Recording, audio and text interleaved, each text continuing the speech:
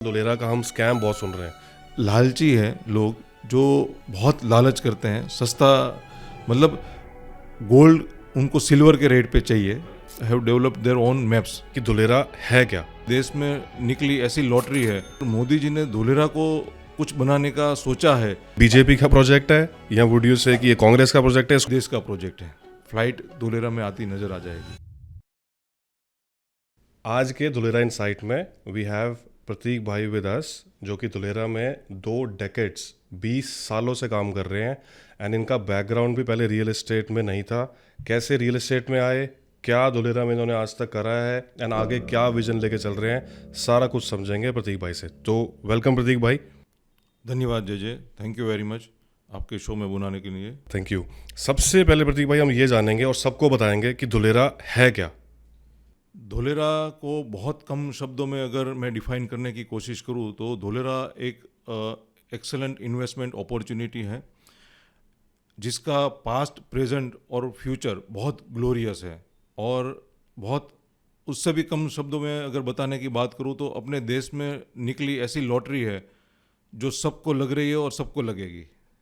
अब इतना bright future और इतना मतलब मैं बोलूँगा कि इतना हाईली आप देख रहे हो सिटी को, एक बार विजन अगर आप थोड़ा बताओ कि धोलेरा का विजन आप क्या समझते हो, और सरकार ने या जहाँ जहाँ भी आज तक जितनी भी नोटरीज में आज तक आया है तो वहाँ पे कैसा धोलेरा का विजन बताया गया है? उसके लिए जय मैं थोड़ा आपको फ्लैशबैक में लेके जाऊंगा और मेरे करियर की शुरुआत धोलेरा में कैसे हुई वो मैं आपको शेयर करना चाहूँगा। मेरा पूरा जो एक्सपीरियंस है 12 इयर्स का एक्सपीरियंस, वो मेरा कॉरपोरेट में ICICI बैंक, HDFC बैंक ऐसे कॉरपोरेट्स में फाइनेंशियल सेक्टर्स के साथ रहा है। तो how to deal with peoples hard and money और इन्वेस्टमेंट वो मैं बखूबी जानता था। और जब मुझे ऐसा लगा कि अब मुझे अपना खुद का कुछ बिजनेस शुरू करना चाहिए, तो ये बात है 2009-2010 की, जब मोदी जी गुजरात में चीफ मिनिस्टर थे और उन्होंने धोलेरा स्पेशल इन्वेस्टमेंट रीजन बनाने का अनाउंसमेंट किया था। तो उस टाइम पे ये completely deserted and baron land area था और मेरा नेटिव है भावनगर। सो अहमदाबाद से भावनगर वाले रूट पे धोलेरा आता है। एंड आई विटनेस्ड कि इस 200 किलोमीटर के स्ट्रेच में अगर मोदी जी ने धोलेरा को कुछ बनाने का सोचा है तो ये कैसे बनाएंगे। तो पहले 1.5 साल after living my corporate job, पहले 1.5 से 2 साल मैंने डिपार्टमेंट के साथ लाइजनिंग का काम किया और सारे मैप समझने की कोशिश करी कि ये SIR होता क्या है। तो मुझे समझ में आया 2009 में कि स्पेशल इन्वेस्टमेंट रीजन दुनिया में बहुत मैच्योर्ड इकोनॉमी है, जैसे सिंगापुर है, हांगकांग है, चाइना है, ऐसे देशों में ही स्पेशल इन्वेस्टमेंट रीजन है। और ऐसी डेजर्टेड एरिया में मोदी जी ने स्पेशल इन्वेस्टमेंट रीजन बनाने का सोचा है। तब मैंने ठान लिया और 18 नवंबर 2010 में मैंने अपनी पहली कंपनी रजिस्टर्ड करी और डिपार्टमेंट के साथ जो लाइजनिंग का काम था वो बंद करके अपनी कंपनी रजिस्टर्ड करी। और स्पेशल इन्वेस्टमेंट रीजन में मैंने उस अपॉर्चुनिटी को एक्सप्लोर करना शुरू किया, लैंड बैंक्स को एक्सप्लोर करना शुरू किया, जो गवर्नमेंट के मैप्स उस टाइम पे बन रहे थे उसको एक्सप्लोर करना शुरू किया। And that's how I started Dholera business. अभी एक पॉइंट जो मेरे को आपकी पूरी जैसे स्टोरी में मैं देख पा रहा हूँ ना, कि द होल सिटी का आपने मैप समझा, देखा और लैंड भी आपने समझी, सब कुछ किया, that is all well and good. What made Dholera stand out? कि ऐसा धुलेरा में क्या दिखा आपको कि यार ये मेरा फ्यूचर बन सकता है, ये यहाँ पे मैं सब कुछ अपना छोड़ छाड़ के, आप जैसे बैंक में बता रहे हैं स्टेबल कुशन वाली आपकी जॉब थी, तो वो सब कुछ छोड़ छाड़ के आपने यहाँ पे कैसे कूदने का सोचा? Plus what made stand out as well as emerging city में। तो इंडिया में हमने कई बार सुना है कि काफ़ी सिटीज़ बन रही हैं, सब कुछ बन रहा है, स्मार्ट सिटी बन रही है, but Dholera he stand out क्यों किया आपके लिए? जैसे अभी मैंने बताया कि धोलेरा एक ऐसी लॉटरी है जो सबको लगी है और आगे भी सबको लगती रहेगी। तो धोलेरा स्टैंड आउट इसलिए करता है क्योंकि आप देखिए, हम लोगों ने विटनेस किया है अपनी ही जनरेशन में, अपने टेन्योर में। अगर 25 साल पहले दुबई की बात करें तो वो कंप्लीट एक रेगिस्तान था, डेजर्टेड एरिया था। अगर हम लोग अपने ही देश में गुड़गांव की बात करें तो मैंने देखा है पिछले 20 साल पहले का गुड़गांव और आज गुड़गांव को हम लोग अपने देश का सिंगापुर कहते हैं। तो इसी तरह अगर किसी चीज़ को बहुत अच्छी प्लानिंग से किया जाए, अगर हम लोग जिस शहर में रहते हैं, जैसे अहमदाबाद की बात करें, दिल्ली की बात करें, बेंगलोर, जो हमारे देश के मेट्रो स्टेशन हैं, मेगा सिटीज़ हैं, अगर उसकी बात करें तो ये सारे ब्राउनफील्ड सिटीज़ हैं। इसमें स्मार्ट सिटी को ट्रांसफॉर्म अगर करना है तो एग्जिस्टिंग इंफ्रास्ट्रक्चर को हम लोग और किस तरह से बेटर कर सकते हैं, सिविक कम्युनिटीज़ को किस तरह से और मैनेज कर सकते हैं, तो ये एक लिमिटेशन है। पर धोलेरा एक ऐसा एरिया है कि जहाँ पर सबसे ज़्यादा अच्छी कनेक्टिविटी मिलेगी, जैसे road, metro rail, international airport और सी पोर्ट।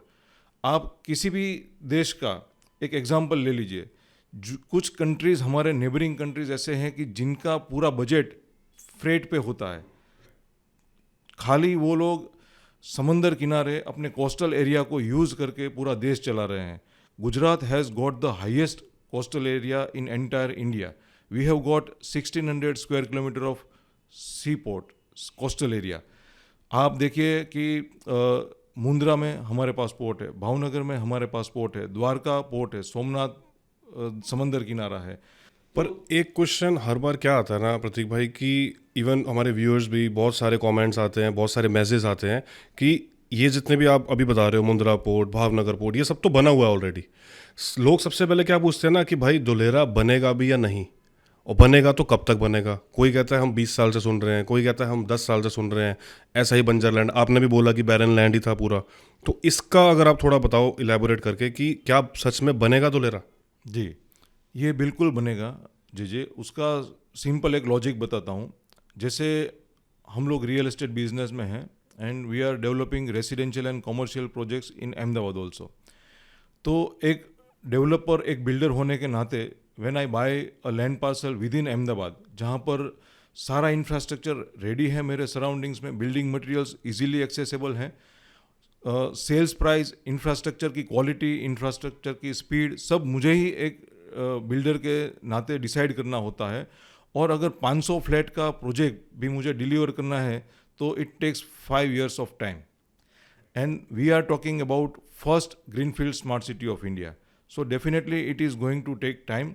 और ये जो फेज मैनर में गवर्नमेंट ने प्लान किया है उसी स्पीड से ये बढ़ रहा है। मैं मानता हूँ कि उससे भी ज़्यादा स्पीड से ये डेवलप हो रहा है। उसका सिंपल एक आपको रीज़न बताऊँ कि 2017 मिड में इनके कंप्लीट क्लियरेंस मिले, जो एक्टिवेशन एरिया आज हम लोग देख रहे हैं, तो गवर्नमेंट ने, L&T ने और टाटा जैसी कंपनी ने activation area 22.5 square kilometer, which is as good as Rajkot और भावनगर काइंड ऑफ सिटी, तो गवर्नमेंट ने खाली 3 साल में पूरा इंफ्रास्ट्रक्चर एक शहर का रेडी करके दिया, जहाँ पर drainage, electricity, water supply, BRTS routes, everything is ready.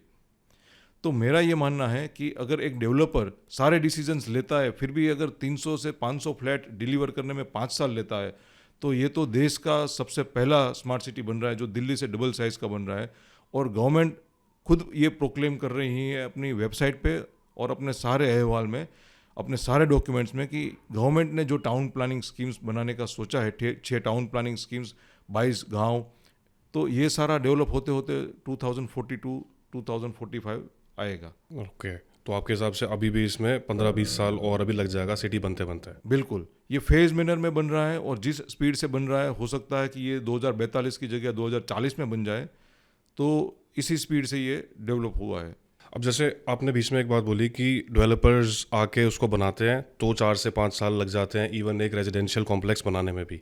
इसी पे ही मैं फॉलोअप क्वेश्चन आपसे पूछूंगा, प्राइवेट प्लेयर्स को बुलाने के लिए धुलेरा में क्या ऐसा अट्रैक्टिव प्राइवेट प्लेयर्स के लिए है कि वो वहाँ पे अपने आके इंडस्ट्री सेटअप करें? उसके लिए अगर if you have any points तो we would not like to know. Dholera एक ऐसा डेस्टिनेशन है जो पिछले 3 साल से, जैसे मैंने बताया, कि इन्वेस्टर्स का फेवरेट इन्वेस्टमेंट डेस्टिनेशन बन चुका है। उसका रीज़न है कि किसी भी एरिया को फ्लरिश होने के लिए जो सबसे ज़्यादा इम्पोर्टेंट है वो कनेक्टिविटी है। अगर शहर से कितने रोड कनेक्टिविटी अच्छी है, रेल कनेक्टिविटी कितनी अच्छी है, पोर्ट्स हैं तो और भी बढ़िया है, इंटरनेशनल एयरपोर्ट है, तो ये तो बहुत ज़्यादा फ्लरिश करेगा आने वाले समय में। यही तो क्वेश्चन आता है ना धुलेरा का कि भाई एक्सप्रेसवे अभी तक बना नहीं, 20 साल से आप कह रहे हो कि सिटी बन रही है ऑलमोस्ट, और एयरपोर्ट अभी तक बना नहीं, और फ्रेट कॉरिडोर अभी तक बना नहीं, तो इंडस्ट्री आएगी क्यों अभी? जी देखिए, इंडस्ट्रीज़ आना शुरू हो गया है। जब 2009 में first vibrant Gujarat, which was a international event in Gandhinagar, जब पहली बार वहाँ पर धुलेरा के लिए MOU हुए, तो 2.5 लाख करोड़ के 2,50,000 करोड़ के MOUs हुए। इवेंचुअली काफ़ी कंपनियां वहाँ से बैकआउट कर गई। मैं वही पूछने वाला था कि उसमें से मटेरियलाइज कितने हुए? उनमें से मेरे हिसाब से जो हर साल हर ऑल्टरनेट ईयर पर वाइब्रेंट गुजरात इवेंट्स होती रही, तो टोटल अगर बात करें तो 12 से 13 लाख करोड़ के एमओयूज हुए हैं, जिसमें अगर आप देखिए तो रिसेंट जो डेवलपमेंट है उस हिसाब से 3 बहुत बड़ी कंपनियां आ चुकी है।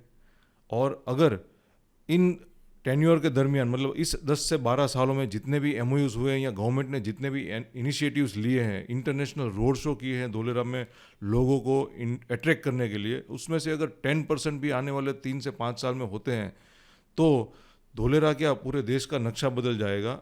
इतना ह्यूज इन्वेस्टमेंट आने की संभावना है। वही बात है ना प्रतीक भाई कि अगर वो आए तो वो आ ही नहीं पा रहे ना, इसलिए बिकॉज एयरपोर्ट अभी तक रेडी नहीं हो पा रहा, एक्सप्रेसवे अभी तक रेडी नहीं हो पा रहा, रोड्स हैं no doubt but fully functional भी नहीं है, कुछ पैचेज में है। तो अगर उसके लिए आप बताओ, और प्लस कौन सी कंपनी सबसे ज़्यादा इंटरेस्ट ले रही है, if you have any names या आपको अगर उनका डेवलपमेंट कुछ पता है आपको, तो that I would like to know. Certainly जे देखिए, अब इंफ्रास्ट्रक्चर रेडी हुआ है पिछले 3 साल में। हम लोग स्मार्ट सिटी की बात कर रहे हैं, पर हम लोग भी जानते हैं कि we are a democratic country, है ना। 22 गांव है, 6 टाउन प्लानिंग स्कीम्स हैं, पर अगर कोई एक भी विलेज अगर किसी चीज़ को लेकर ऑब्जेक्शन रेज करता है तो वहाँ पर अपना कॉन्स्टिट्यूशन है वो थोड़ा होल्ड बैक होता है, हम लोगों को काम करने में दिक्कत आती है। ये अपना डेमोक्रेटिक वे है काम करने का। तो काफ़ी सारी पॉलिटिकल चैलेंजेस भी थी। जैसे 2009 में इस प्रोजेक्ट को अनाउंस हुआ स्पेशल इन्वेस्टमेंट रीजन, तो ये प्रोजेक्ट सेंटर और स्टेट दोनों मिलके बना सकते हैं। खाली स्टेट गवर्नमेंट के डिसीजन से ये प्रोजेक्ट्स नहीं बन सकते, क्योंकि अगर एयरपोर्ट की बात करें तो ये सेंटर का मैटर है। State governments can not take any decision, funding भी सेंटर से आनी है। तो अनफॉर्चुनेटली जब मोदी जी ने इंटरनेशनल एयरपोर्ट का अनाउंसमेंट किया, धोलेरा स्पेशल इन्वेस्टमेंट का अनाउंसमेंट किया 2009 में, तो यहाँ पर गुजरात में बीजेपी थी, सेंटर में ओपोजिशन था। तो फंडिंग से लेकर डिफेंस, क्योंकि कार्गो एयरपोर्ट सबसे पहले बनने वाला है, तो डिफेंस के क्लियरेंस आने में 5 साल लग गए। जैसे ही मोदी जी 2014 में सीएम से पीएम बने, उसके बाद आप देखो तो प्रोजेक्ट्स को सुपरसोनिक स्पीड मिली है। इंटरनेशनल एयरपोर्ट्स के क्लियरेंस आ गए हैं। पहले ये खाली कार्गो था, अब आप देखो कि international passenger airport, commercial airport भी बन रहा है। उसके बाद आप देखो तो हमारे देश में कोई इंडस्ट्रीज़ कितनी भी बड़ी हो, दिग्गज इंडस्ट्रीज़ हो, उन्होंने कभी माइक्रोचिप, फैब, वेफर्स, सेमीकंडक्टर्स कभी देखे नहीं अपनी इंडस्ट्रीज अपने देश में बनते हुए। पर आप देखो कि आज धोलेरा में एशिया का largest Tata semiconductor plant Dholera में एस्टेब्लिश हो रहा है। रिन्यू पावर जो यूएसए की है वो आज अपना दूसरा फेज चालू कर रही है। ये सारा आप ये देखो कि कब से अनाउंस हुआ है और टाइम इतना लगा, ये मत देखो आप। उसका रीज़न जो मैंने बताया कि काफ़ी सारी पॉलिटिकल और जियोग्राफिकल चैलेंजेस भी रही है, पर जब से काम शुरू हुआ है तो प्रोजेक्ट्स को सुपरसोनिक स्पीड मिली है। आज कितनी भी दिग्गज कंपनी आना चाहती है धोलेरा में, गवर्नमेंट इतने सारे इनिशिएटिव्स ले रही है, इतने सारे पर्क्स और इंसेंटिव्स ऑफर कर रही है, तो कंपनी आ जाना चाहती है। तो this is the only place in entire India कि जो आपको पूरी कंपनी को plug and play infrastructure provide करती है। आपको कुछ नहीं करना है, सारा स्मार्ट सिटी आपको डेवलप करके दिया जाएगा।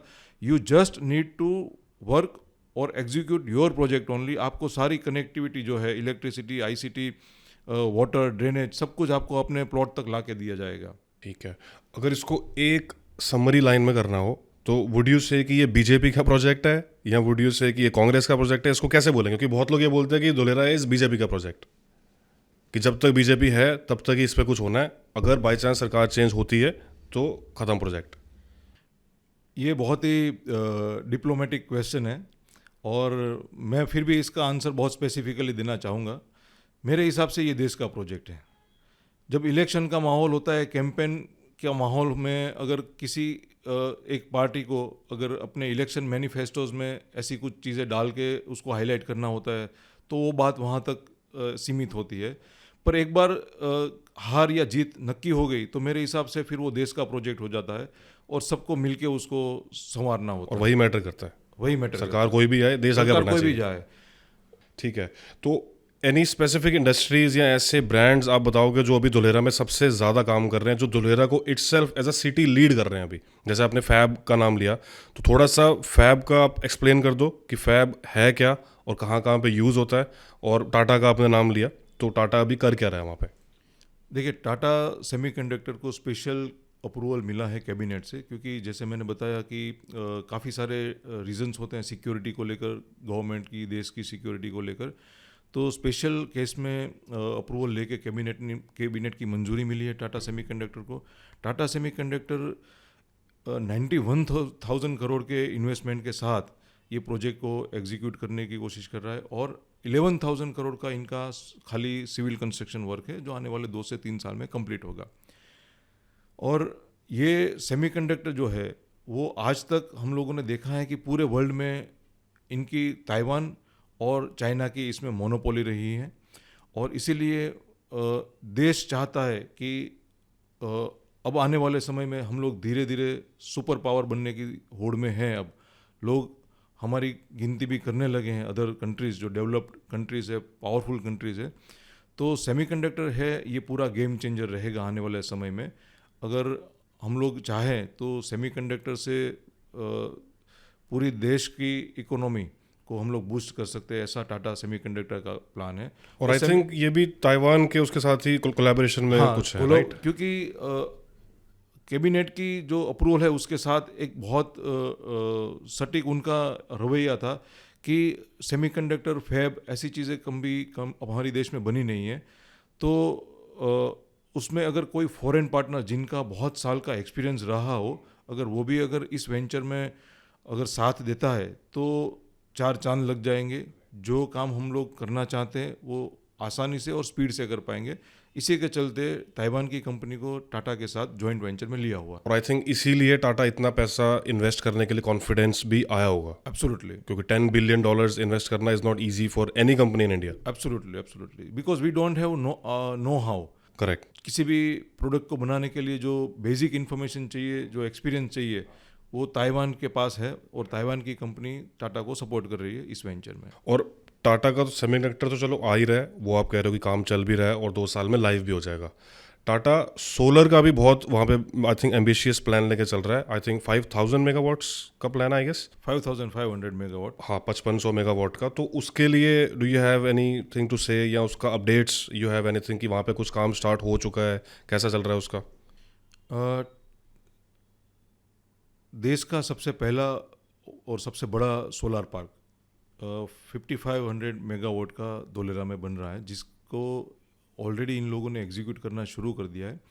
और टाटा के पास जितने टेंडर्स हैं, क्योंकि ये बीट्स एंड पीसीस में इसके टेंडर्स निकले हैं, तो टाटा के पास जो टेंडर्स है उसमें से हमारे लिए खुशी की बात यह है कि 300 मेगावाट का कमीशनिंग उन लोगों ने ऑलरेडी बिफोर 2 ईयर्स उन लोगों ने शुरू कर दिया है, जो एक्टिवेशन जोन में, और काफ़ी सारा सप्लाई उन लोगों ने देना शुरू कर दिया है। तो आने वाले समय में ये हो सकता है कि इस स्मार्ट सिटी में इलेक्ट्रिसिटी है वो कम्प्लीटली सोलार बेस होगी, रिन्यूएबल एनर्जी होगी। और जब ये कंप्लीट हो जाएगा तो हमारे लिए गर्व की बात है कि एक स्पेशल इन्वेस्टमेंट रीजन जहाँ पर इतना बड़ा सोलार पार्क है और इतनी सारी एनर्जी जनरेट होगी थ्रू रिन्यूएबल और सोलार, तो बिहार को जितनी इलेक्ट्रिसिटी चाहिए उतना खाली अपना धोलेरा जनरेट कर रहा है। नाइस। और आप कह रहे हो कि ये सारा टाटा के पास नहीं है, बिट्स एंड पीसीज में डिवाइडेड है। बिट्स एंड पीसी में अलग कंपनियों को भी इसके टेंडर्स मिले हुए हैं, जैसे ओजोन है, रिन्यू है। ओके। तो इनमें से टाटा का काम आप कह रहे हो वहाँ पे स्टार्ट हो टाटा चुका का कमीशनिंग शुरू हो गया है। बाकी जो लोग हैं, जो पार्टिसिपेंट्स हैं, उनके एग्जीक्यूशन है, अभी चालू है। ठीक है। अभी तक it's all sounding very good and सब कुछ is all positive about Dholera. अब आ जाते हैं हम इसकी कनेक्टिविटी पे। धुलेरा में सारी कनेक्टिविटी बिल्कुल नहीं आ रही है। एक्सप्रेसवे, एयरपोर्ट, अभी मोनोरेल का भी सुनने में आ रहा है, और फ्रेट कॉरिडोर। तो इतने सारे जो कनेक्टिविटी है, इससे हाउ डू यू सी कि धुलेरा में किस तरह का बूस्ट आएगा, एंड कब तक ये सारी कनेक्टिविटीज़ आपके अकॉर्डिंगली लाइव हो जाएंगी सारी? जी, मैंने जैसे थोड़ी देर पहले ही बताया कि पिछले 3 साल में धुलेरा ने सबसे ज़्यादा रिटर्न जनरेट किए हुए हैं प्रॉपर्टी में पूरे देश में। और मेरा जो 15 to 18 ईयर्स का एक्सपीरियंस है, और मुझे लग रहा है कि आने वाले 3 से 5 साल धोलेरा को बहुत क्रूशियल टेन्योर में लेके जाएंगे। उसका रीज़न है कि जो भी कनेक्टिविटी गवर्नमेंट ने प्लान की है उसमें से मेजर जो है, जैसे एक्सप्रेसवे अहमदाबाद से धोलेरा का expressway which is going to be a controlled expressway, no entry no exit till airport, तो एक एक्सक्लूसिव एक्सप्रेसवे दिया गया है which is going to be inaugurated very soon, probably इसी महीने के अंत तक हो जाना चाहिए। इसके बाद दूसरी जो कनेक्टिविटी है वो मोनोरेल की है। तो government has already allocated some huge funds for monorail, जो वंदे भारत मेट्रो अहमदाबाद से धोलेरा के लिए जाएगी, जो इस प्रोजेक्ट्स की स्पीड को और फ्यूल इन्फ्यूज़ करेगी। उसके बाद पोर्ट का भी प्लानिंग है, क्योंकि अगर हम लोग हिस्ट्री में देखें सी पोर्ट, अगर 500 ईयर्स 700 ईयर्स बैक अगर हम लोग if you look at history, तो लोथल धोलेरा उस टाइम पे भी देश के सबसे वेल एस्टेब्लिश्ड और सबसे बड़े पोर्ट थे लोथल, जहाँ से पूरे देश को सामान जाता था गुजरात से। तो उसी पोर्ट को अगर रीडेवलपमेंट गवर्नमेंट करने का प्लान कर रही है, और अगर 5 से 7 साल या 10 साल में भी अगर उस पोर्ट को रीडेवलप करेगी, तो जियोग्राफिकल सिचुएशन अगर आप उसकी देखें गूगल मैप में या गूगल अर्थ में, तो उससे यूरोपियन कंट्रीज़ और मिडल ईस्ट कंट्रीज़ की कनेक्टिविटी बहुत बढ़िया है। दहेज पोर्ट जो है गुजरात का, उससे उसकी कनेक्टिविटी बहुत बढ़िया है। आज हो क्या रहा है, मिडल ईस्ट और यूरोपियन कंट्रीज से वो सारा सामान उतना लॉन्ग जर्नी तय करके वो लोग जाते हैं कोचिन या मुंद्रा पोर्ट तक। एज सच गुजरात के जो रोड कनेक्टिविटी नेबरिंग स्टेट्स को है वो बहुत बढ़िया है। वो अगर चाइना से एक कंटेनर आता है, फॉर एग्जांपल इंटीरियर्स का आता है, मोबाइल का आता है, तो उसकी अगर कंट्री की बात करें, कनेक्टिविटी की बात करें, तो एक्चुअली अगर लोथल पोर्ट या धोलेरा पोर्ट बन जाए तो उनको सबसे ज़्यादा कन्वीनियंट रहेगा धोलेरा सबसे पहले सामान भेजना, और उसको फिर डीएमआईसी पे लाना, और डीएमआईसी से 8 स्टेट्स में पहुंचाना उनके लिए 48 से 72 आवर्स का काम हो जाएगा। आज एक कंटेनर मोबाइल का चाइना से आता है या फर्नीचर का आता है, तो वो कोचिन केरला पोर्ट पे जाता है या मुंबई के जेएनपीटी पोर्ट पे जाता है, तो उस पोर्ट पे ट्रैफिक ही इतना है कि पोर्ट से रोड तक, एक्सप्रेस वे तक आने में 15 दिन लगते हैं। और अगर ये धोलेरा पोर्ट शुरू हो गया आने वाले 5 से 7 साल में, 10 साल में भी, तो आप मानिए कि 72 आवर्स में तो आपका कंटेनर, आपका कंसाइनमेंट आप तक पहुंच जाएगा। डिस्ट्रीब्यूशन और इजी हो जाएगा, लॉजिस्टिक्स में हेल्प मिलेगा। और एयरपोर्ट आपने मिस कर दिया, व्हाट डू यू थिंक कि एयरपोर्ट कब तक कंप्लीट होने का चांसेस है? एयरपोर्ट देखिए, देयर आर 2 रनवेज, एक 2900 मीटर का है, एक 4000 मीटर का रनवे है। तो एक जो 2900 मीटर का है वो तो टेस्टिंग मोड में है, मेरे हिसाब से 90% काम हो चुका है उसका। और अभी ऐसा सुनने में भी आ रहा है कि प्रोबेबली दिसंबर, इसी साल के दिसंबर महीने में इसका टेस्टिंग भी होना शुरू हो जाएगा। So we are very much hopeful कि कार्गो बिल्डिंग भी रेडी हो जाएगा कार्गो एयरपोर्ट का, और रनवे तो जैसे मैंने बताया कि 90% कंप्लीट है। तो इसका टेस्टिंग अगर शुरू हो गया तो आप मानिए कि अगले 6 से 8 महीने में आपको फ्लाइट धोलेरा में आती नज़र आ जाएगी। दिसंबर 2025 ऑलमोस्ट। जी, नाइस। ठीक है प्रतीक भाई, कनेक्टिविटी का आपने काफ़ी डिटेल इन्फॉर्मेशन दी। अभी नेक्स्ट हम समझते हैं कि धोलेरा SIR क्या है। लाइक SIR से व्हाट डू यू अंडरस्टैंड, या किसी व्यूअर को अगर हमने बस समझाना हो कि SIR क्या है, तो how would you explain in like as few words as possible? हमारे देश में जब कांग्रेस की सरकार थी तो SEZs बने थे, स्पेशल इकोनॉमिक जोन, एक एक्ट था। अगर हम लोग SIR को ब्रॉडली बात करें कम शब्दों में, सो SEZ इज़ अ एरिया कि जहाँ पर एक स्पेसिफिक एरिया गवर्नमेंट डिसाइड करती है और इंडस्ट्रियल एस्टेट वहाँ पर एस्टेब्लिश करती है, और वहाँ पर उनको कुछ पर्क्स, इंसेंटिव्स कंपनी को स्टैम्प ड्यूटी में राहत मिलती है, और इंफ्रास्ट्रक्चर गवर्नमेंट कुछ डेवलप करके देती है। उनको हम लोग SEZ कहते हैं, स्पेशल इकोनॉमिक जोन एक्ट होता है, जहाँ पर उनको टैक्स हॉलीडेज भी 5 साल 10 साल के स्टेट गवर्नमेंट के हिसाब से दिए जाते हैं। SIR is a bigger version of SEZ, जहाँ पर मल्टीपल SEZs होंगे। This is going to be like hundreds of SEZs within SIR, तो उसको स्पेशल इन्वेस्टमेंट रीजन बोलते हैं। और वो सबको मिला के बनेगा Dholera smart city. Dholera smart city, ठीक है। और कौन से एरियाज यू वुड से कि जो SIR के अंदर फॉल होते हैं? अब कैसे समझे कि कौन सा SIR है कौन सा नहीं है, उसको समझे कैसे? इसको समझने का बहुत आसान तरीका है। गवर्नमेंट ने स्पेशल इन्वेस्टमेंट रीजन के अंदर या स्मार्ट सिटी की अब बात करें तो उसमें 22 विलेजेस को इंक्लूड किया है, और बहुत स्पेसिफिक एरिया इन लोगों ने डिफाइन किया है जो इनिशियल फेज मैनर में डेवलप होगा। और उसको डेवलप करने के लिए गवर्नमेंट ने 6 टाउन प्लानिंग स्कीम निकाली है। पर 6 टाउन प्लानिंग स्कीम बहुत बड़ी टाउन प्लानिंग स्कीम है, तो उनको सब टाउन प्लानिंग स्कीम्स में डिवाइड किया है, जो 27 town planning schemes putting all together होती है, और फेज मैनर में इनको डेवलप करने का गवर्नमेंट ने प्लान किया। सब टाउन प्लानिंग को हम सेक्टर्स बोल सकते हैं, लाइक सेक्टर वाइज बोल सकते हैं, जैसे नोएडा गुड़गांव में सेक्टर्स होते हैं, Sector उसी wise उसी बोल तरह सकते से हैं, होगा जी, ना, ताकि किसी को कंफ्यूजन ना जी। रहे। ठीक है, तो सेक्टर्स वाइज डिवीजन हो गया, सब कुछ हो गया। अब एज एन इन्वेस्टर, जैसे मोस्टली जो व्यूअर्स है वो इन्वेस्टर या इन्वेस्टमेंट पॉइंट ऑफ व्यू से ही धुलेरा में इंटरेस्ट लेते हैं कुछ, जी। और किसी ने इन्वेस्ट करना हो तो एसआईआर के अंदर, एसआईआर के बाहर, ये सब क्या मिथ्स हैं, फैक्ट्स हैं, कैसे करना चाहिए किसी इन्वेस्टर को? देखिए, उसको भी जांचने का बहुत सिंपल सा तरीका है। सबसे पहले इन्वेस्टर हैज़ टू अंडरस्टैंड कि भाई मेरा इन्वेस्टमेंट टेन्योर क्या है, मेरी टिकट साइज़, मतलब अगर मैं कुछ पैसा लगाना चाहता हूँ धोलेरा में, तो मेरी टिकट साइज़ मतलब मेरा बजट क्या है इनिशियल टू एक्सप्लोर और टू स्टार्ट विथ, और मेरा पर्पस क्या है। If I am a end user, तो फिर धोलेरा एसआईआर के अलावा आपका कोई ऑप्शन ही नहीं है, आप बाहर अंदर, तो एसआईआर के ही अंदर आपको इन्वेस्ट करना है, ताकि आप गवर्नमेंट के इंफ्रास्ट्रक्चर से लेकर टैक्स बेनिफिट्स और सबको आप अवेल कर पाओ, उन बेनिफिट्स को। अगर आपका टिकट साइज़ मान लीजिए कि बिलो 1 CR है, तो आपके पास ऑप्शन है कि भाई आप बाहर इन्वेस्ट करें, क्योंकि 1 CR से आप धोलेरा के अंदर इन्वेस्टमेंट करेंगे तो आपको प्रॉपर ऑप्शन नहीं मिलेंगे, और कुछ लोग मैनिपुलेट करते हैं टाउन प्लानिंग स्कीम्स को just to sell, to increase their sales, but I think वो सही तरीका नहीं है। अथॉरिटी के अप्रूव्ड प्लान के हिसाब से ही इन्वेस्ट करना चाहिए, और सस्ते लेने के चक्कर में या मेरे बजट के अनुसार अगर कोई मुझे पार्ट प्लान करके भी दे रहा है, काफ़ी कंपनियां आज ये भी कर रही हैं, तो मेरे हिसाब से वो सही प्रैक्टिस उनकी तरफ से भी नहीं, और बायर को भी कॉशियस होना चाहिए, नहीं लेना चाहिए। पर प्रतीक भैया, एज अ इन्वेस्टर, जैसे मैं बैठा हूँ, मैं ये वीडियो देख रहा हूँ, आपने मुझे बोला कि हाँ धुलेरा में इन्वेस्टमेंट करना चाहिए और ऐसे ऐसे करना चाहिए, तो मैं तो किसी से भी धुलेरा की इन्वेस्टमेंट की बात करता हूँ, मुझे तो सब यही बोल रहे हैं ना कि ये सही है, हमारा सही है, हमारा सही है। तो मैं एज ए इन्वेस्टर क्या देखूँ कि कौन सही है कौन नहीं है? What is my go to guidelines, क्या है मेरी? देखिए, धोलेरा के लिए एसआईआर एक्ट है, और हर स्टेट का अपना एक जीडीसीआर होता है। जीडीसीआर मतलब हम लोग जो बोलते हैं कि जनरल डेवलपमेंट कंट्रोल रेगुलेशंस। जैसे अपना एसबीआई बैंकों को रेगुलेट करती है, सेबी स्टॉक मार्केट को, आरबीआई बैंकों को करती है, सेबी स्टॉक मार्केट को करती है। वैसे ही धोलेरा जीडीसीआर जो है वो इसको रेगुलेट करता है, और साइमल्टेनियसली रेरा भी तो है सेंट्रल डिपार्टमेंट की ओर ठीक से। है।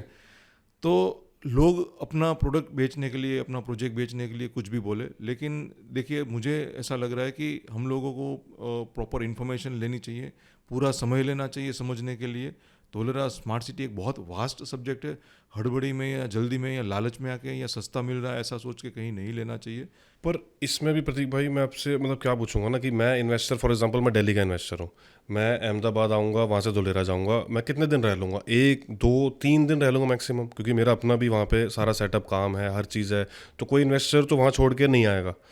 अब वो आ रहा है, अब जैसे मैंने बोला, वो आपसे मिले, मेरे से मिले, किसी से भी मिले, हर बंदा बोलेगा अरे जो हम बता रहे हैं यही सही है, वो गलत है, वो गलत है, वो गलत है। तो इन्वेस्टर किस बेसिस पे, किस लाइन पे सजेस्ट अपना अपना डिसीजन बनाए कि भाई मैं धुलेरा में इन्वेस्टमेंट ये करूं और इसके साथ करूं? उसके भी 2 तरीके हैं मेरे हिसाब से। सबसे पहला, आपका जो मीडिएटर है, जैसे आपने बताया कि आप दिल्ली से हैं, तो जिसका पास्ट एक्सपीरियंस है, जिनका प्रॉपर इन्फॉर्मेशन नॉलेज है, जो खुद, अगर आप 2 दिन के लिए भी आते हैं, तो अगर जो खुद आपके साथ गवर्नमेंट की ऑफिस अगर विजिट करवाते हैं, जोनिंग आपको समझाते हैं कि किस जोन में लेना चाहिए, आपका पर्पस क्या है, आपका टेन्योर क्या है, उस हिसाब से अगर आपको बजट के हिसाब से जो सलाह मशवरा देता है, तो उसका पास्ट एक्सपीरियंस आपको ज़रूर चेक करना चाहिए कि भाई वो कितने टाइम से हैं, वो कितने प्रोजेक्ट्स एग्जीक्यूट कर चुके हैं, या क्या लैंड बैंक्स हैं उन कंपनियों की, मिनिस्ट्री ऑफ कॉरपोरेट अफेयर्स में लिस्टेड है, और उनके डिलीवर्ड प्रोजेक्ट्स में क्या डेवलपमेंट है। तो मेरे हिसाब से काफ़ी सारे चेक पॉइंट्स हम लोग रख सकते हैं टू चेक कि भाई इनके साथ लेना या नहीं लेना, या ये जो इन्फॉर्मेशन दे रहे हैं वो करेक्ट है कि नहीं। दूसरा, मेरे हिसाब से थोड़ा समय निकाल के, जो जैसे मैंने बताया कि जीडीसीआर रूल हैं वो समझना बहुत आसान है हमारे लिए। If you are putting some investments, अपना हार्ड एंड मनी अगर लगा रहे हैं, उस केस में मेरा मानना है कि थोड़ा समय निकाल के हम लोगों को एक क्रॉस चेक, सम क्रॉस चेक पॉइंट्स रख के हम लोगों को क्रॉस चेक करना चाहिए। और उसके लिए काफ़ी सारी इन्फॉर्मेशंस ऑनलाइन भी गवर्नमेंट की वेबसाइट पे भी अवेलेबल है, बुक्स भी अवेलेबल है। ठीक है, मतलब वेबसाइट पे चलो मैंने इन्फॉर्मेशन ले ली और हर चीज़ मैंने कर ली। अब आपको भी पता है आज की डेट में जो यहाँ के रियल एस्टेट ट्रेडर्स बोलूँगा या लैंड बैंक सेलर्स बोलूँगा, हमारे ही कम्युनिटी के हैं, हमारे ही जानकार हैं सारे। तो वो काफ़ी स्मार्ट प्ले करके इन्वेस्टर को किसी भी तरह से मैनिपुलेट करके बस अपना माल बेचने की चक्कर में है। तो उस चीज़ में इन्वेस्टर को प्रोटेक्ट करने के लिए है क्या हमारे पास? अपने पास जो इन्फॉर्मेशन है और नॉलेज है वही प्रोटेक्ट कर सकता है। क्यों? उसका सिंपल रीज़न है कि हमारे देश में जो हमारी मानसिकता है वही हम लोगों को सबसे ज़्यादा घाटा करवाती है। आज पूरे देश में 24 कैरेट गोल्ड है, वो 90,000 में बिकता है। हम लोग स्टॉक मार्केट में देखते हैं, न्यूज़पेपर में देखते हैं, या सिंपल अपना मोबाइल में गूगल आउट भी कर ले तो आज का हम लोग गोल्ड का रेट निकाले 24,000। तो पंजाब हो, दिल्ली हो, गुजरात हो, हर जगह पे एक ही रेट है। पर जब कोई 45,000 में या 65,000 में वही 24 कैरेट गोल्ड की बात करता है कोई व्यापारी, कोई ज्वेलर्स, तो हम लोग पढ़े लिखे हैं, है ना, पर फिर भी हम लोग एक बार इंक्वायरी करने चले जाएंगे कि भाई हम लोग अपने तर्क और अपने लॉजिक लगा लेते हैं कि हो सकता है कि इसका स्टॉक क्लियरेंस हो सकता है इसको सस्ता पड़ा हो इसलिए सस्ता दे रहा है, हो सकता है इसने पहले से लिया हो इसके लिए, तो हम अपने तर्क लगा लेते हैं। सोना कभी सस्ता नहीं होता। हम लोग जब भी सस्ते के चक्कर में जाते हैं तभी हम लोग घाटा करके वापस आते हैं। सोना तो हमेशा महंगा होगा। प्रॉपर्टी भी ऐसी है कि जब लोग हम खरीदने जाते हैं तब हमको महंगी ही लगती हैं। जो सच्चा सलाहकार होता है वो सही रेट लगाएगा। जो बेच के निकलने वाले हैं वो आपको किसी भी रेट में अंदर लाके आपको बेच के वो लोग निकल जाएंगे। ठीक है, एक धुलेरा को लेके बहुत क्वेश्चन आता है हमारे पास कि भाई वो तो फ्लडेड एरिया है, वहाँ पे तो सिर्फ पानी भरा रहता है, ना एयरपोर्ट बनना है ना पूरा धुलेरा बनना है, सिर्फ फ्लड और पानी है। जो कि आप भी फेस कर चुके हैं काफ़ी बार कि पानी वहाँ पे भरा रहता है बारिशें जब होती हैं। और आई थिंक वो हर जगह पे ही है। आज गुड़गांव में देख लो, बारिश होती है तो पानी कैसे भर जाता है, भले ही कितने का भी फ्लैट हो कुछ भी हो, बट पानी वाटर लॉगिंग का इशू है। और धुलेरा तो being on a bit on sea वाली साइड पे, तो वहाँ पे ऐसा सुनने में आता है कि बहुत ज़्यादा लो लाइंग एरिया है। तो उसका क्या कंट्रोल मेजर है वहाँ पे? आपने जो मैप्स एंड प्लान्स जो देखे हैं उसके हिसाब से what do you understand, and वहाँ पे कल को ये चीज़ ना हो, what precautions have been taken today? Okay, मैं आपको थोड़ा वापस फ्लैशबैक में ले जाऊंगा कि जब डेवलपमेंट नहीं था तो जब हम लोग धोलेरा जाते थे या मैं भावनगर अपने नेटिव में जाता था तो मुझे लग रहा था कि मैं गोवा के किसी कोस्टल एरिया में मैं कार चला के जा रहा हूँ। तो आज जो आप सिचुएशन देख रहे हो उससे भी सिचुएशन बहुत ख़राब थी। जियोग्राफिकल चैलेंजेस बहुत थी इस एरिया की। पर आज आपने अगर एक्टिवेशन एरिया देखा है या एयरपोर्ट का रनवे देखा है तो वहाँ पर पानी इतना भरता था कि 6-7 फीट 8 फीट के बंदे भी अंदर पानी में चले जाए उतना पानी भरा रहता था। पर आज हमने विटनेस किया है कि 3 साल में स्मार्ट सिटी का पहला फेज़ जो 22.5 स्क्वायर किलोमीटर का एक्टिवेशन एरिया है वो बना है। आज अगर हम लोग बात करें तो दुबई भी ये चैलेंज फेस कर चुका है। वहाँ तो रेगिस्तान था, फाउंडेशन पॉसिबल नहीं है, जितना भी आप डिगिंग करोगे खोदने की कोशिश करोगे रेत ही रेत है। पर आज वहाँ पर भी देखो आप बुर्ज खलीफा है ना।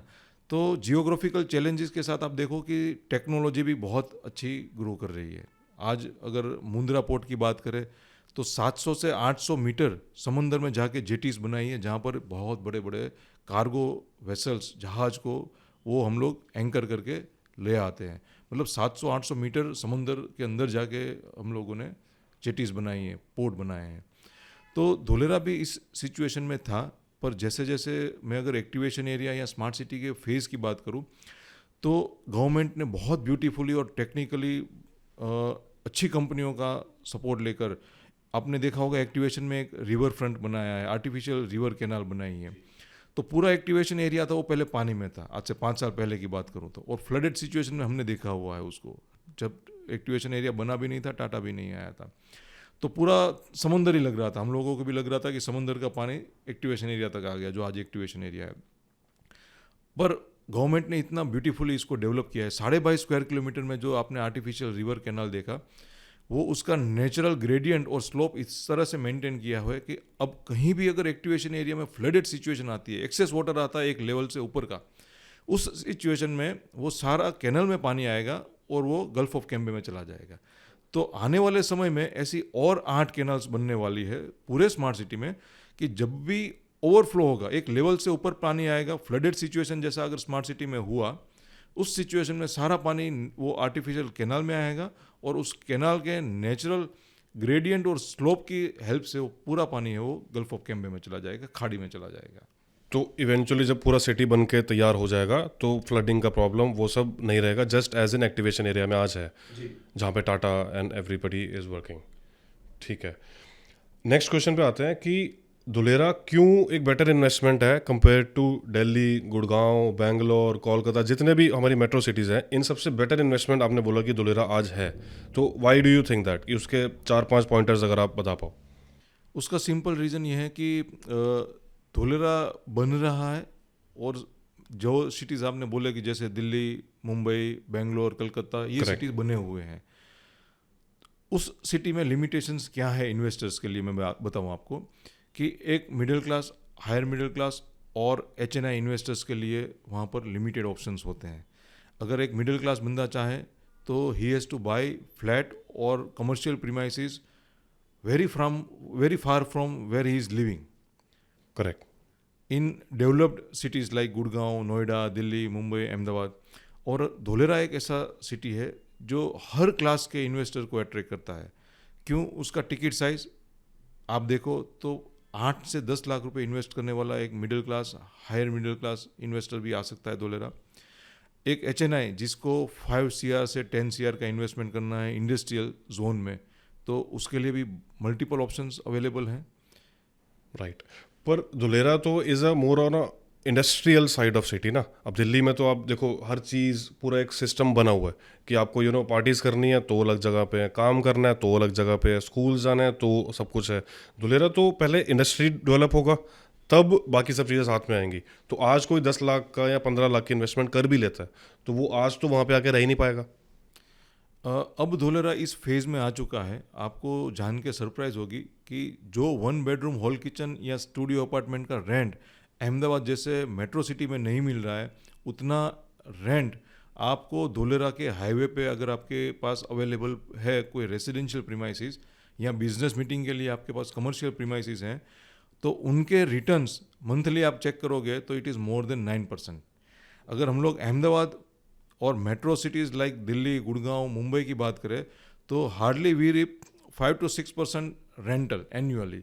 धोलेरा में 9 से 10% का एनुअल रिटर्न्स अभी से हैं। उसका सिंपल रीज़न ये है क्योंकि स्केयर सिटी है। आपने जैसे बताया कि गवर्नमेंट की top priority industrial smart city पहले बनाना है। इंडस्ट्रीज़ और रेसिडेंशियल वो साथ साथ चलते हैं। इंडस्ट्रीज़ आएगी तो लोगों को एकोमोडेशन चाहिए, कमर्शियल प्रीमाइसेस चाहिए, एजुकेशन चाहिए, मल्टी स्पेशलिटी हॉस्पिटल्स चाहिए, सब चीज़ चाहिए उनको, सिविक कम्युनिटीज चाहिए, कमर्शियल जैसे मॉल्स चाहिए। तो अब गवर्नमेंट ने आप देखो कि जैसे टाटा सेमीकंडक्टर ने अपनी इंडस्ट्रीज़ को और स्पीड से डेवलप करना शुरू कर दिया अपने पहले फेज़ को प्रोजेक्ट में, तो साइमल्टेनियसली गवर्नमेंट ने उनको सपोर्ट करने के लिए 10 एकड़ रिसेंटली लैंड गवर्नमेंट ने टाटा सेमीकंडक्टर को विद इन SIR दे दी है अपने रेसिडेंशियल जोन में। क्योंकि स्मार्ट सिटी में सारे एरिया है वो डिफाइन है। नॉर्मली क्या होता है कि इंडस्ट्रीज़ के पास ही रेसिडेंशियल होता है अपने देश में, और रेसिडेंशियल के पास कमर्शियल, पंचर वाला, वेजिटेबल वेंडर सब आके बैठ जाते हैं। ये स्मार्ट सिटी में नहीं होगा, इसलिए रेसिडेंशियल जोन में गवर्नमेंट ने टाटा सेमीकंडक्टर को 10 एकड़ अलग से लैंड दे दी so that they can develop their own land parcels for residential purpose too fast. News में आई थिंक मैंने सुना था 80 एकर्स है। इज इट 80 और इज इट 10? 10 एकड़। 10 एकर्स। न्यूज़ भी बहुत तरह की आती रहती हैं, पता नहीं दुनिया जहान के व्हाट्सएप फॉरवर्ड्स आते रहते हैं। आप न्यूज़ की बात कर रहे हैं, धोलेरा में developers have developed their own maps Right, to sell their version of to Dholera. manipulate, to missell. हाँ, करेक्ट। इसी से ही मिस सेल और मैनिपुलेट से ही मेरे पास नेक्स्ट क्वेश्चन है कि आजकल धोलेरा का हम स्कैम बहुत सुन रहे हैं, नेक्सा स्कैम भी है और बहुत तरह का कुछ ना कुछ चलता रहता है। तो इसको बहुत ज़्यादा नेगेटिव पब्लिसिटी भी मिल रही है धोलेरा के लिए। आज किसी से बात कर लो, वो छूटते क्या बोलता है, अरे आपने स्कैम के बारे में नहीं सुना क्या, धोलेरा में स्कैम हो गया। तो उसके लिए what do you say, and आपके पास भी ऐसी क्वेरीज डेफिनेटली आती होंगी, and how do you handle those kind of queries? जी पिछले 15 साल के धोलेरा के एक्सपीरियंस की बात करूँ रियल एस्टेट की, तो ऐसी चीज़ें मल्टीपल टाइम्स मैंने फेस करी हैं। और जैसे हम लोग अभी इसी के ऊपर वार्तालाप और चर्चा विचारणा कर रहे थे कि अपने देश में लालची है लोग जो बहुत लालच करते हैं, सस्ता, मतलब गोल्ड उनको सिल्वर के रेट पे चाहिए, तो वो लोग है ना हमेशा ठगे जाएंगे अपने देश में। और अपने देश में दूसरा है कि लुटारू लोग जो है वो कभी भूखे नहीं मरेंगे। तो उसका ये एक जीता जागता एग्जाम्पल जो धोलेरा में नेक्सा का हुआ। आप देखो कि मंथली गारंटेड रेंटल देना, that too on plots, barren land area जो अभी भी डेवलप नहीं हुआ, उस पर आपको मंथली गारंटेड रेंटल देना। अब वो उसको हम लोग किसी भी और नाम से डिफाइन करने की कोशिश करें कि मैं इंटरेस्ट दे रहा हूँ या रेंट दे रहा हूँ, पर आप उसके पीछे कोई आप देखो लॉजिक, तो when market will slow down, so again ये एक प्रेशर क्रिएट करता है। पर वो तो इस वाली वीडियो में भी लोग आपका क्लिप उठा लेंगे। अभी जो आपने बोला ना कि 9% तक रेंटल आता है, तो वो आपका क्लिप उठा के बोलेंगे देखो जी ये तो खुद ही बोल रहे थे 9% रेंट आता है यहाँ पे। मैं जब किसी चीज़ को कोट करता हूँ तो मैं उसको विटनेस करता हूँ।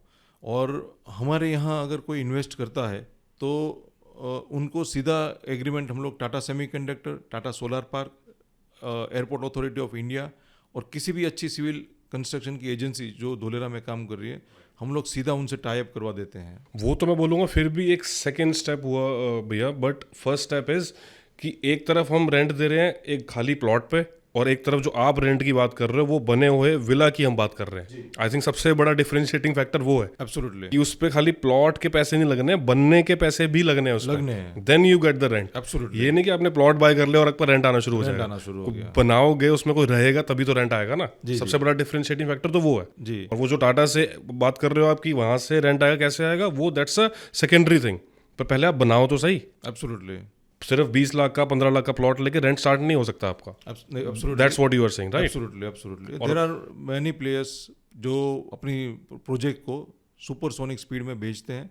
उसके पीछे रीज़न यही है। और मुझे लग रहा है कि आने वाले समय में नेक्सा जैसी और कंपनी आ सकती है अगर बायर्स अवेयर नहीं है और स्मार्ट नहीं है। स्मार्ट सिटी खाली मशीनरी से नहीं बनता, स्मार्ट लोगों से बनता है, स्मार्ट इन्वेस्टर्स से बनता है। करेक्ट, बट स्टिल मतलब आप देखो कि अब जैसे आप गोल्ड वाली बात बोल रहे थे कि हमें क्या लगता है ना कि 8-10 लोग होंगे सिर्फ फंसने वाली स्कीम में। नेक्सा की स्कीम में जो न्यूज़ में जो आ रहा है 70,000 पीपल आज उसमें फंसे हुए हैं। 70,000 तो ऑफिशियल नंबर है, एक्चुअल तो ज़्यादा ही होगा ऑफ कोर्स। बहुत लोग तो एम्बेरसमेंट में ही बाहर नहीं आते कि हम भी इसमें थे वैसे थे, बहुत लोग उस चीज़ में नहीं आते। तो 70,000 लोग सिर्फ धुलेरा पार्ट में कैसे मतलब फंस सकते हैं? 2700 करोड़ मेरे को सुनने में आ रहा है कि एक्चुअल नंबर था, ज़्यादा ही होगा ऑफ कोर्स। ये भी ज़्यादा हो सकता है। तो इतने लोगों कैसे मतलब फंस गए स्कीम में, मतलब क्या बोलोगे आप इस बारे में? 140 करोड़ का देश है और सस्ता लेने के चक्कर में हम लोगों को चाहिए, हम लोग पढ़े लिखे हैं, जो ठगे गए हैं वो डिफेंस के, पुलिस स्टाफ के और प्राइमरी स्कूल के टीचर्स ठगे गए हैं। Out of 70,000 people 90% were educated people. अब आप सोचो कि हम लोग शिक्षित होके भी अगर सोना हम लोगों को चांदी के भाव पे चाहिए तो हम लोग बार बार ठगे जाएंगे। वो ऐसा लगता है ना कि मैं कुछ स्मार्ट इन्वेस्टमेंट कर रहा हूँ तो 4 लोगों को बताऊंगा, उनको लगेगा अरे ये तो बड़ा स्मार्ट हाँ, बंदा है। सही तो बात है। जब आप रुपए की चीज़ 50 पैसे में लेके आते हैं तो आप 10 लोगों को बोलते हैं कि देख मैंने ये स्मार्ट डिसीजन लिया है, तो आपके साथ जुड़ने वाले लोगों की संख्या भी बढ़ जाती है। Correct correct. तो स्कैम से बचने का द ओनली रीजन इज कि ड्यू डिलिजेंस आपके हिसाब से क्लियर होना चाहिए। एब्सोल्युटली ड्यू डिलिजेंस आपको करना ही चाहिए। अगर बाहर भी कर रहे हैं अंदर भी कर रहे हैं तो आप उसकी क्रेडिट जांच करिए डेवलपर की, उनके डॉक्यूमेंट्स चेक करिए। आप सिंगल प्लॉट ले रहे हैं यार, आप 10 करोड़ का ज़मीन ले रहे हैं उनसे, पर आपको उनकी टाइटल डॉक्यूमेंट्स चाहिए, weather he is IFP registered और नॉट, उनका पास्ट कोई एक्सपीरियंस है धोलेरा में स्मार्ट सिटी से अप्रूवल्स लाने का, कंस्ट्रक्शन परमिशन उनके पास है नहीं, लीगल इलेक्ट्रिसिटी वाटर कनेक्शन उसके पास है कि नहीं, ऑन साइट उसका पोजीशन है, डेवलपमेंट स्टेज क्या है, is he ready to commit position time. क्योंकि धोलेरा में ये भी एक मुद्दा है कि ज़्यादातर डेवलपर्स पोजीशन टाइम कमिट करने को तैयार नहीं है। People who have sold plots, hundreds and hundreds of plots, projects 4-4 5-5 अपनी वेबसाइट पे दिखा रहे हैं, तो आज तक उन्होंने अपनी कंपाउंड वॉलें नहीं बांधी है, ना प्लॉटिंग करी है, ना रोड, ना कुछ नहीं बनाया है। वो तो ये सीधा एक्सक्यूज दे के और बोलता है कि जी हाँ ठीक है 3-4 साल 5 साल बाद देखेंगे जब होगा। वही कॉन्ट्राडिक्टरी है। तो स्मार्ट इन्वेस्टर्स को वही समझ जाना चाहिए। When investors come to Dholera for investment, तो उनको लगता है कि भाई हमारा इन्वेस्टमेंट टेन्योर 3 से 5 साल 7 साल का है। 5 साल पहले भी मुझे जब रोड पे आया था तभी दिखाया गया था कि आपकी कंपाउंड वॉल वहाँ बनेगी, प्लॉट्स आपके वहाँ निकलेंगे, क्लब हाउस वहाँ बनेगा, और ज़मीन बैरन लैंड थी उस टाइम पे, कुछ नहीं था।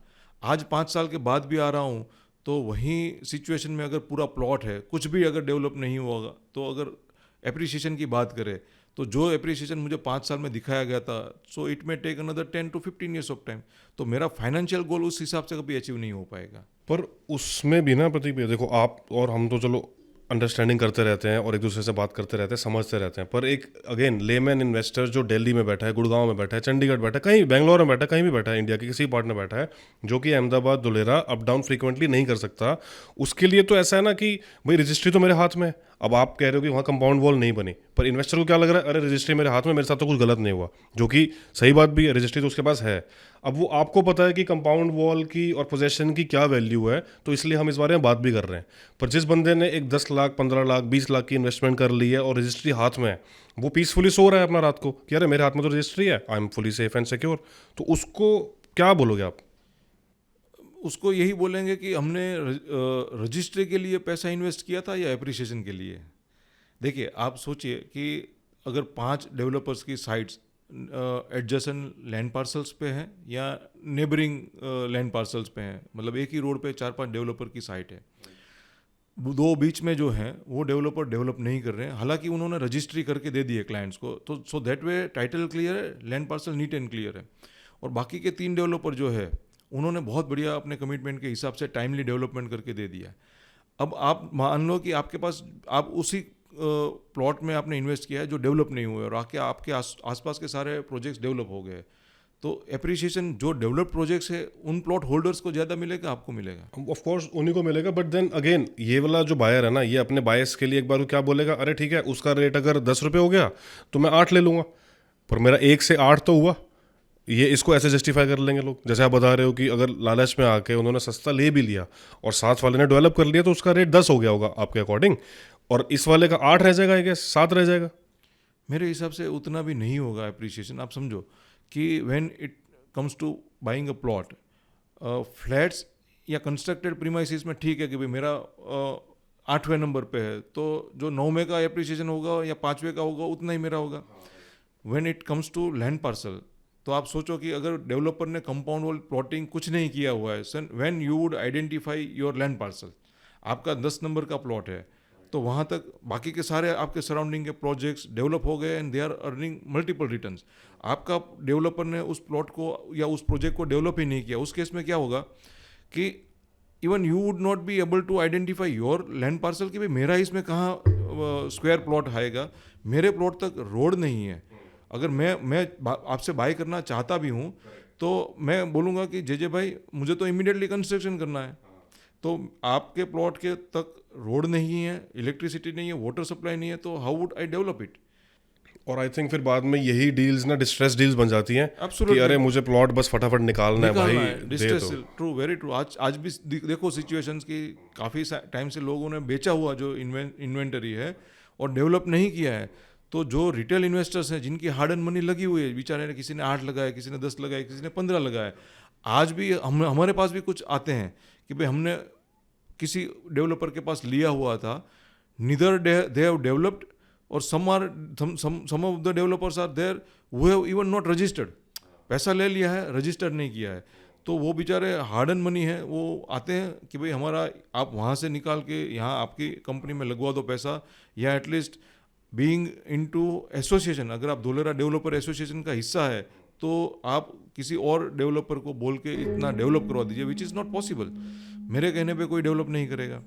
सो डेवलप्ड प्रोजेक्ट या किसी का पास्ट एक्सपीरियंस हो, उसके साथ जाना ज़्यादा बेटर है। और वही है, मतलब आज की डेट में एवरीबडी वांट्स इज कन्वीनियंस, कि भाई जितनी कन्वीनियंस से मैंने खरीदा था ना, इतनी कन्वीनियंस से बेचो भी तो सही इसको, मेरे को क्यों पीछे पीछे भागना पड़ रहा है और डिस्ट्रेस डील बनना पड़ रहा है मेरे को, आज जब पैसे चाहिए मेरे को या मेरा एप्रिसिएशन आ चुका है, तो सेलिंग भी उतनी कन्वीनियंटली और उतनी स्मूथली होनी चाहिए जितनी स्मूथली मैंने बाय किया था। मुझे बताते हुए गर्व हो रहा है कि we are the only company and we have been reselling our projects and plots since last 2.5 years, and many of our customers have given blessings and wishes कि भाई आपने हमारे जो फाइनेंशियल गोल्स थे, किसी की बेटी की शादी के लिए था, किसी के बच्चे के एजुकेशन के लिए था, एंड विथ गॉड ग्रेस हम लोग टाइमली उनको वो फाइनेंशियल गोल अचीव करवा पाए. We are never in hurry to sell our primary inventory. We are equally responsible because 99% of Dholera investors are non-Gujarati and outsider. तो when we are selling and we are committing something, तो हमारा ये moral responsibility भी है कि जब उनको cell करना है, रीसेल करना है उनके फाइनेंशियल गोल्स अचीव करने के लिए, so we should be there to support them at any point of time. और डॉक्यूमेंटेशन की अगर बात करें तो कुछ डॉक्यूमेंट्स अगर आप बता दो कि क्या चेक करने चाहिए कोई भी प्लॉट या कुछ भी इन्वेस्टमेंट करने से पहले. बहुत सिंपल है. अगर SIR के अंदर आप ले रहे हो तो रेरा मस्ट है. कोई भी स्टोरी आपको समझाए तो अगेन वो सिल्वर आप गोल्ड के रेट पे ले रहे हो, वैसी चीज़ है, तो आप वो बाय मत करो.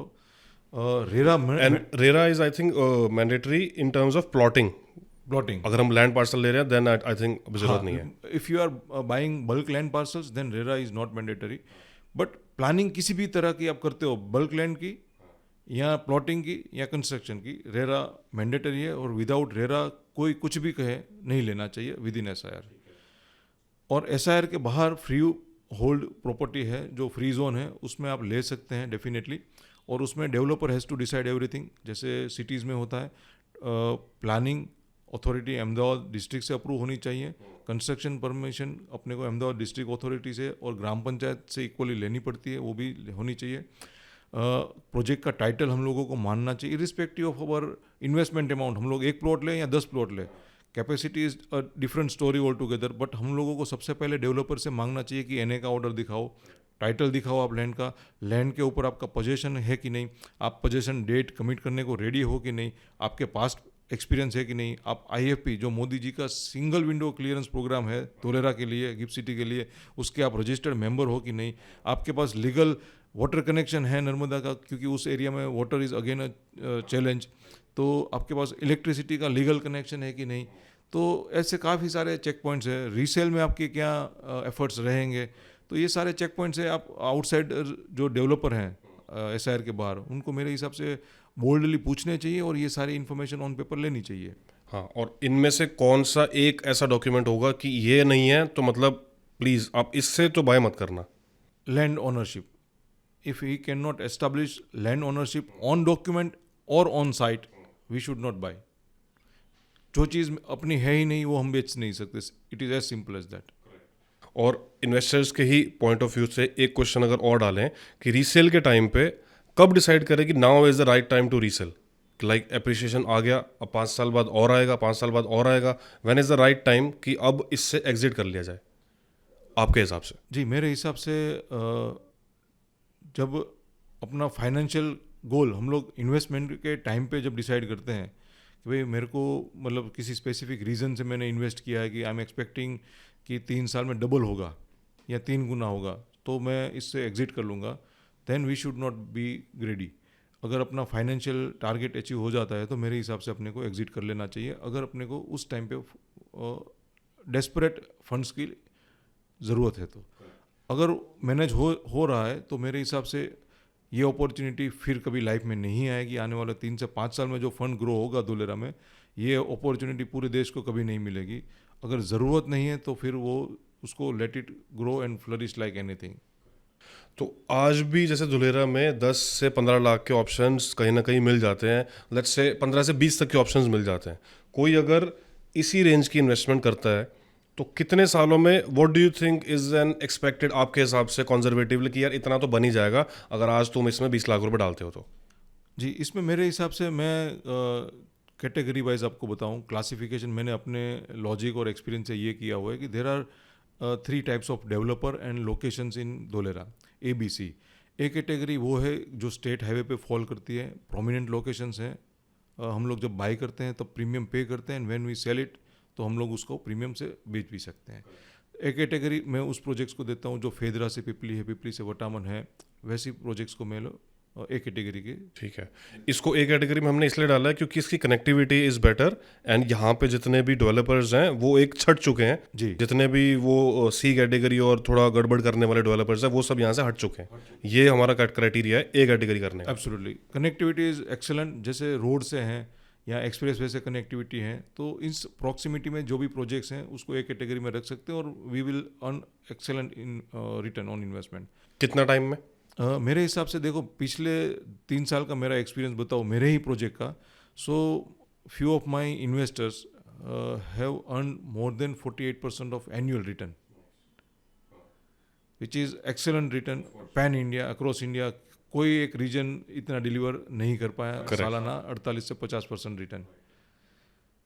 एंड दैट टू जहाँ पे अभी सिटी अभी सिर्फ डेवलपिंग स्टेज, फर्स्ट स्टेज में ही है अभी। Absolutely absolutely, residential, true, very true. Residential desperate need निकलेगी आने वाले 3 से 5 साल में। प्लॉट्स और studio apartments, 1 bedroom hall kitchen, इसकी डेस्परेट और ह्यूज इंक्वायरीज निकलेगी। ठीक है, ये तो हो गया ए कैटेगरी वाला। अब बी कैटेगरी मैं उनको गिनता हूँ कि जो MDR है, मेजर डिस्ट्रिक्ट रोड है धोलेरा या गुजरात स्टेट्स के, धोलेरा के सराउंडिंग में, उनको मैं बी कैटेगरी में रखता हूँ। जैसे पश्चिम वाला एरिया है, फेदरा से कासिंद्रा वाला एरिया है विच इज़ MDR। रोज का विलेज करके है जो जहाँ धोलेरा से धंधुका वाला जो हाईवे है, तो मेरे हिसाब से वो बी कैटेगरी के हैं और इट में also deliver good returns in future. और यहाँ पे भी अभी सेल अच्छी चल रही है और काफ़ी सारा डेवलपमेंट भी काफ़ी प्राइवेट डेवलपर्स कर रहे हैं। ठीक है, सी और इसका कैटेगरी- टाइम पीरियड कितना लेके चल रहे हैं बी में? ये भी मेरे हिसाब से 3 साल में कंजर्वेटिव अगर देखे तो मेरे हिसाब से ये 2 से 3 गुना हो सकते हैं। और तीसरी कैटेगरी सी कैटेगरी, वो ऐसे प्रोजेक्ट्स की जो जिसको एक्चुअली धोलेरा के नाम पे बेचा जा रहा है, पर it has nothing to do with Dholera projects, इतने दूर हैं और कहीं कहीं कुछ और तहसील में पड़ते हैं, जैसे धंधुका, बरवाड़ा, वल्लभीपुर, भावनगर तक लोग मिस सेल कर रहे हैं इसको, जिसकी धोलेरा स्मार्ट सिटी के डेवलपमेंट के साथ इन फ्यूचर भी कोई कनेक्टिविटी के कोई आसार नहीं लग रहे हैं, या बहुत टाइम लेने वाला मसला लग रहा है, उसको देख के लग रहा है। वो आई थिंक धोलेरा से ही 40-40, 50-50 किलोमीटर। जी, धोलेरा के एक्चुअल डेवलपमेंट और एरिया से ये 40-50 किलोमीटर के रेडियस में है, पर सस्ता है, तो इसीलिए लोग वहाँ पे डेवलप भी कर रहे हैं और कुछ बायर्स है वो आंख बंद करके उसको खरीद भी रहे हैं। और ये तो हो गए जो प्लॉटिंग कैटेगरी वाले, ABC प्लॉटिंग कैटेगरी। एक जो बल्क लैंड का इन्वेस्टर है जिसने 2-2.5 करोड़ से ऊपर की इन्वेस्टमेंट कर सकता है, उसके लिए व्हाट ऑप्शंस वुड यू से? उनको मेरा सजेशन यही है कि उनको SIR के अंदर ही इन्वेस्ट करना चाहिए। और अगर बहुत स्पेसिफिकली और बात करें तो अपकमिंग जो टाउन प्लानिंग स्कीम्स हैं, जैसे linear town planning, express way को लग के जितना टाउन प्लानिंग फास्ट हो रहा है, तो वो सबसे पहले शुरू हो जाएगा। हाई राइज बिल्डिंग भी सबसे पहले वहीं शुरू हो जाएगी। तो लीनियर टाउन प्लानिंग में इन्वेस्ट कर सकते हैं, इंडस्ट्रियल जोन में कर सकते हैं, रेसिडेंशियल में कर सकते हैं, हाई एक्सेस में कर सकते हैं, या फिर 4B1 और 4B2 टाउन प्लानिंग, जो आने वाले समय में बहुत शॉर्ट टाइम में ये एक्टिवेशन एरिया के साथ मर्ज किया जाएगा। तो 4B1 4B2 town planning scheme है, उसमें भी इन्वेस्ट करना बहुत फ्रूटफुल हो सकता है। अब लास्ट क्वेश्चन सिर्फ कि धोलेरा को सिर्फ एक समरी में अगर अपने को 2-4 लाइंस में करना हो for next let's say 10 years, तो आप नेक्स्ट 10 ईयर्स में धोलेरा को कैसे समराइज करोगे, कमिंग 10 ईयर्स? मैं ऐसे समराइज़ करूँगा कि जैसे मैंने शुरुआत में बताया कि एक ऐसी लॉटरी है जो आज नहीं ली तो पछताओगे। मतलब आप ये समझ के चलो कि फॉर एग्जांपल हम लोग गुड़गांव की बात करें तो आज 4 से 5 लाख रुपए गज ज़मीन है वहाँ पे। तो धोलेरा आने वाले 2 से 3 साल में मैं आज 13,000 रुपीज़ पर स्क्वेयर यार्ड बेच रहा हूँ। मेरा एजम्पशन ये है कि आने वाले 3 से 4 साल में 13,000 रुपीज़ पर स्क्वायर फीट के रेट होंगे। और 10 साल की अगर बात करें तो मुझे लग रहा है कि एक अनगिनत एप्रिसिएशन इसमें हो सकता है, क्योंकि सिटी स्क्रैच से शुरू हुई है, आधा डेवलपमेंट हुआ है, और जब पूरा हो जाएगा तो अगर वो हम लोगों की जो कहावत है इट इज़ नाउ और नेवर, आज नहीं तो कभी नहीं, अगर आज नहीं लिया तो 10 साल के बाद आप कभी नहीं ले पाओगे। So that is all summary for Dholera. जो बंदा 20 साल से धुलेरा में वर्किंग कर रहे हैं and he is native just 60 kilometres from Dholera, that is Bhavnagar. और he started not from real estate background, came from a different background and ended in real estate, and अब लास्ट तक यहीं पे ही रहना है इन्होंने. That is the final decision of Pratik भाई. तो thank you so much Pratik भाई for your insights, and definitely और क्वेश्चंस एंड और बेटर डिटेल्स के साथ will come back next time, and then will continue for more. Certainly, Jajan. Thank you very much. Thank you.